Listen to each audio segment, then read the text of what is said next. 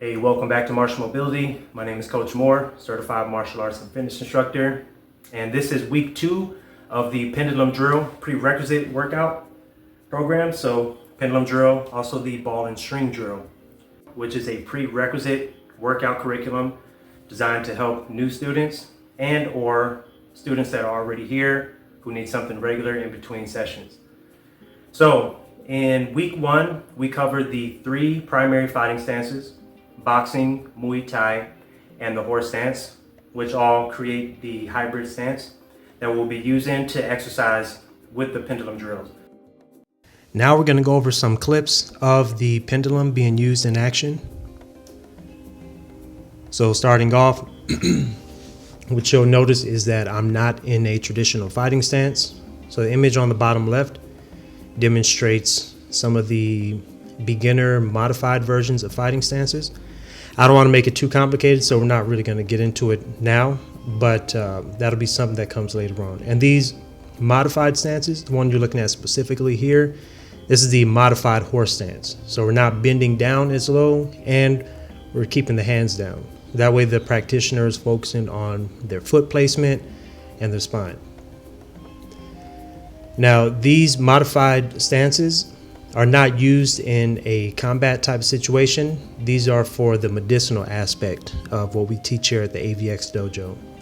So we use these modified stances just to add some structure to some of the movements that we do that are aimed at focusing just on anatomy. For right here, you see that I'm focusing on my neck. I'm making sure my neck can move forward, back, left, right, and in a 360-degree angle.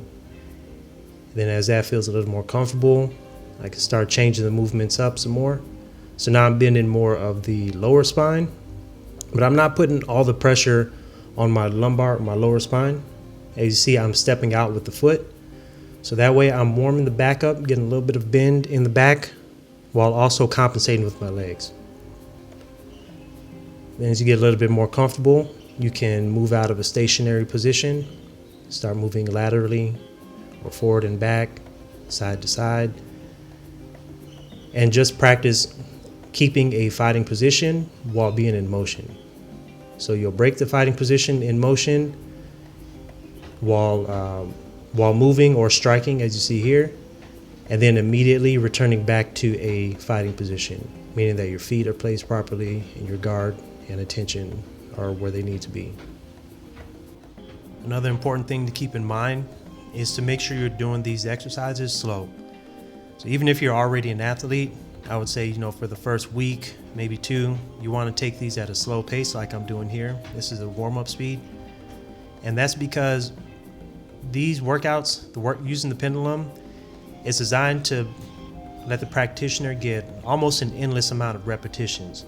So with this repetitive motion going on, the practitioner ends up targeting their deep tissue muscles.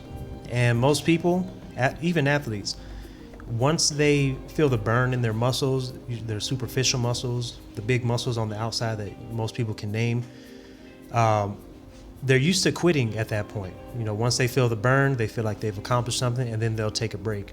But these deep tissue muscles, for most people, they never get activated at all. So these are dormant muscles that, beyond just maybe some simple stabilization movements, have never been worked a day in their life.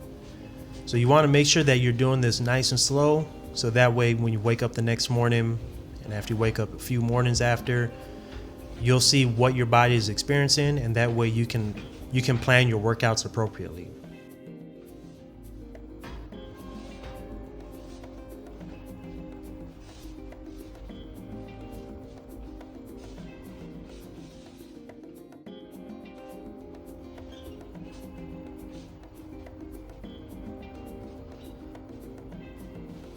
With these exercises, you'll inevitably become a better fighter. So, you'll at least appear to be. In order to become better at combat, you have to train with other people, experience what it feels like to get hit. But with these exercises, you'll at least be able to develop the stamina, and you'll be equipped with the tools or the movement that you need to participate in combat sports, even if that participation is just training and exercising. Thanks again.